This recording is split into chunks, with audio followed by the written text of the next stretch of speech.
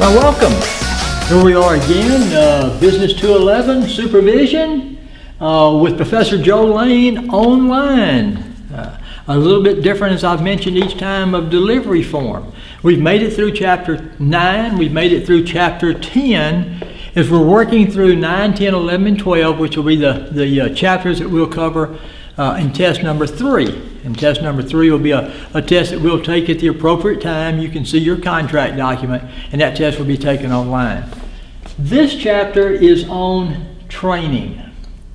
And it's a relatively short chapter, but it's a pretty important chapter. So let's talk a little bit about training. Is training important? Yes. For whom?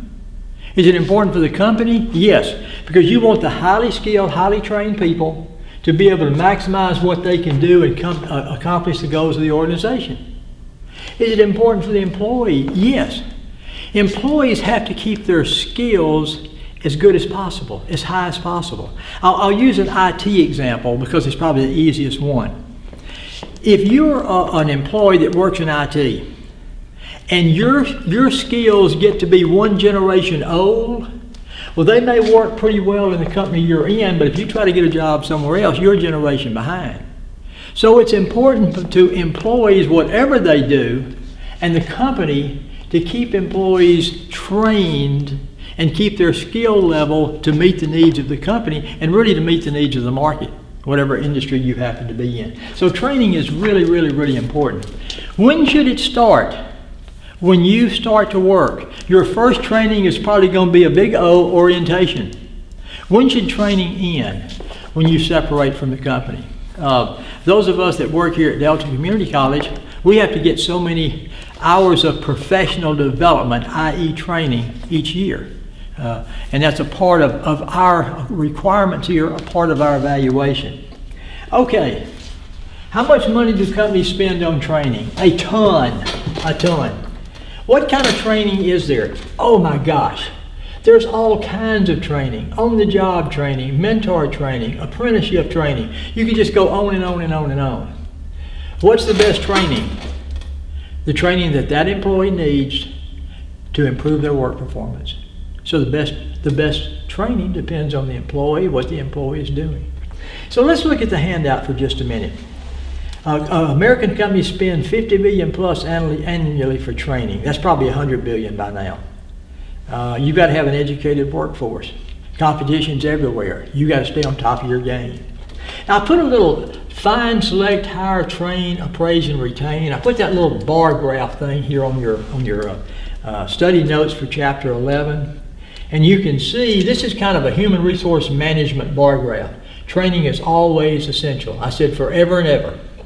What is training, which you need to be familiar with, is an organized, systematic series of activities. So it's organized, good idea, systematic series of activities designed to continually enhance the work-related knowledge, skills, and performance of employees. That's a pretty good definition.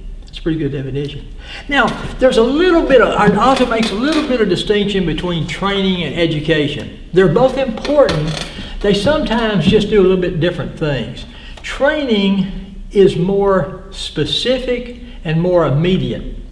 Immediacy and specificity.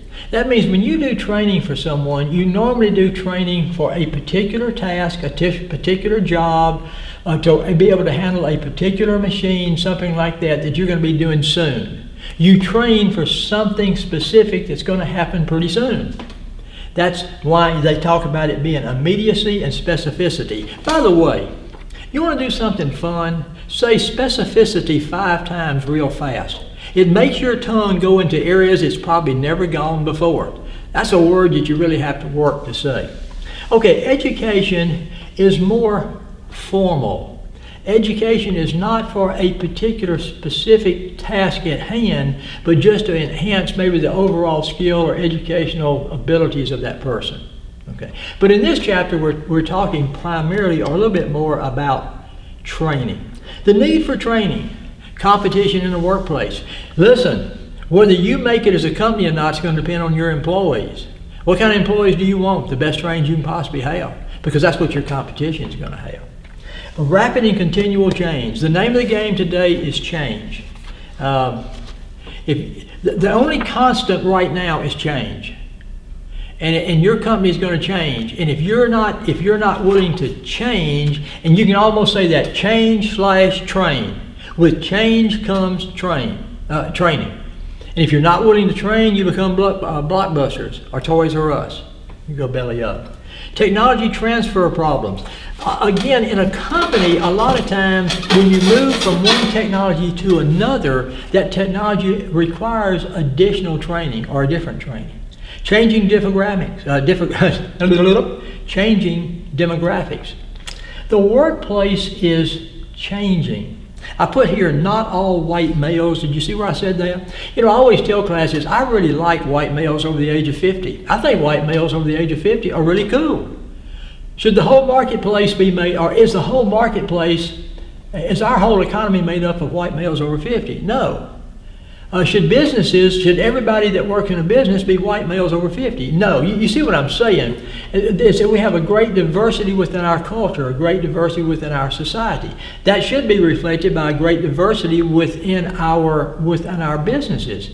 And as Hispanic population becomes greater and greater, as the Caucasian population reduces, it's going to have a different mixture of employees in businesses, changing probably more so than ever before. So do those differing demographics now bring about the need for additional training? Yeah.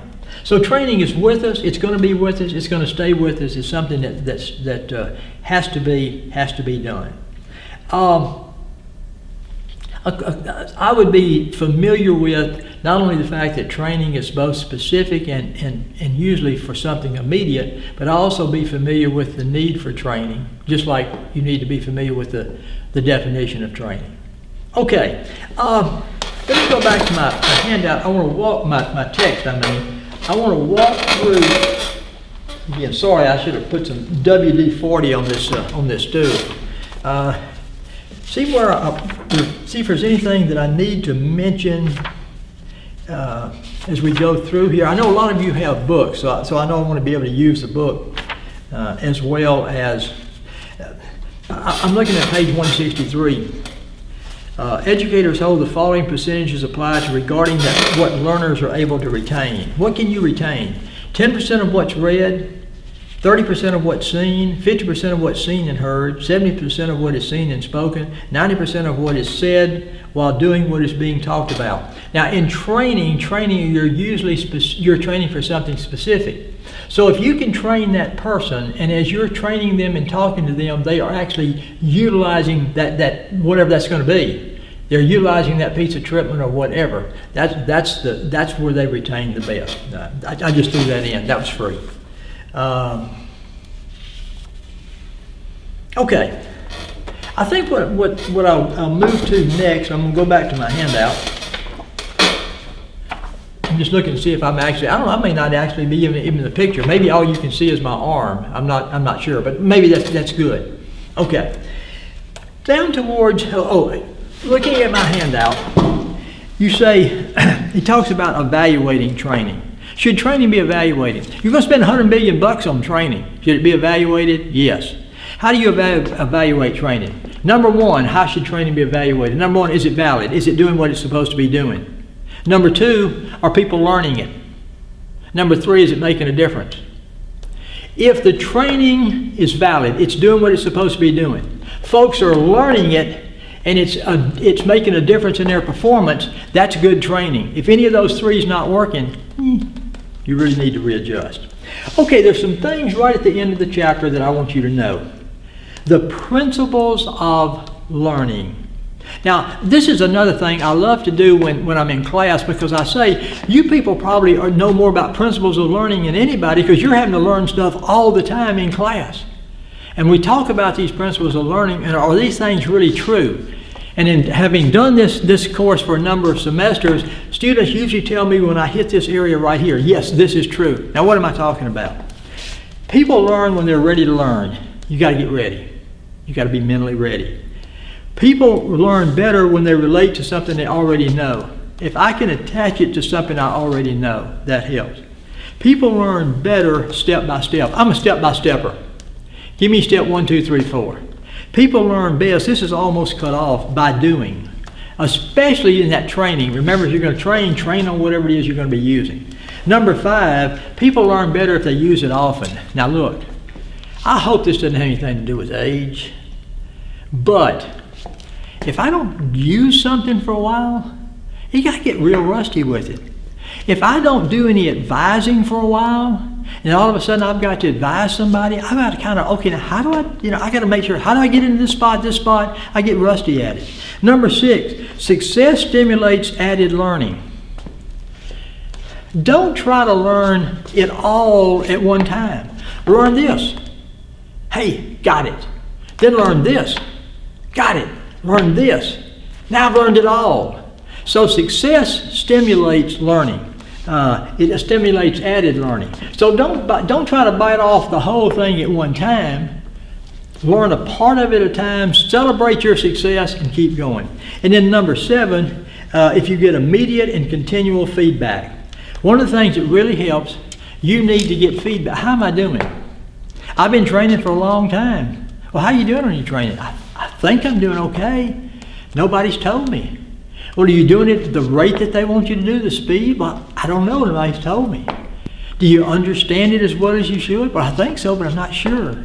So the idea here is whenever you are in training, especially training, remember it's specific and it's for something fairly immediate, you should get feedback.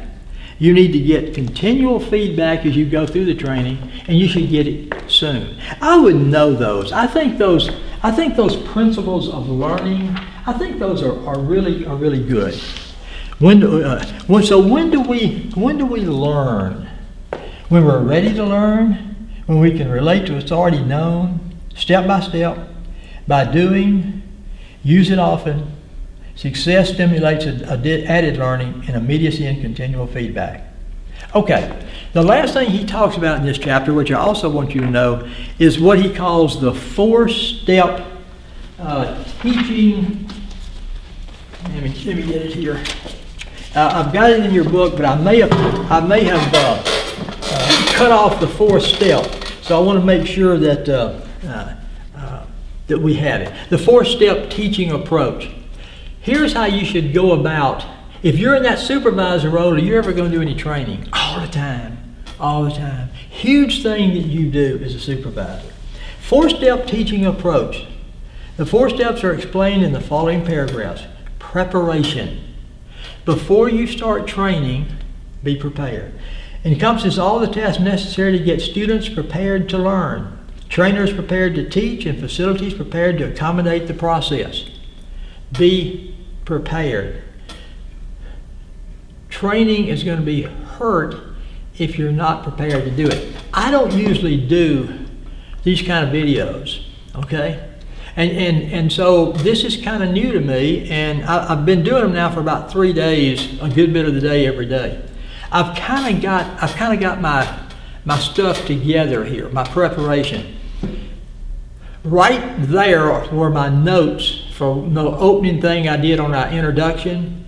Right down here is a napkin that I can kind of wipe my mouth off if it starts getting dry, and a couple of bottles of water. I put me a table right over here so I can put stuff on it if I need to grab it. I've got my coffee sitting back there. I've got a few other things. I've got my hand sanitizer. I've got this place set up now. I've prepared it so I can do this and do it comfortably. When I did my very first video for Business 101, Chapter 12, when I got through with that video, that first one, it was like, that was okay, but now I'm in the groove, and now I have the stuff where I need it. So that I can move along through it good. Secondly, after preparation is presentation. After you get prepared, you make the presentation. A matter of presenting material students are to learn.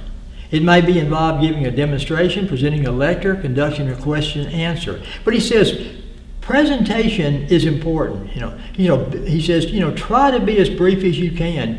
Try to be organized. Try to use humor. Try to keep it simple as you can. Be sincere. After your preparation comes the presentation. Step number 3, as far as the 4-step teaching approach, application, refers to arranging for learners to use what they are learning. Now, in training, as we've been talking about it here, if you're training for specificity and you're training for immediacy, even during the training, you should be using that new whatever it is that you're going to be using. Or if not, right after the training, simulation training is so much better where it's hands-on. Now, education is a little more difficult, just on a personal note here, for you to be able to automatically use it. That's why I love when students come back in, and I know y'all have done a great job in class of talking about how in your workplaces, some of the things we've been talking about is a way to do things well.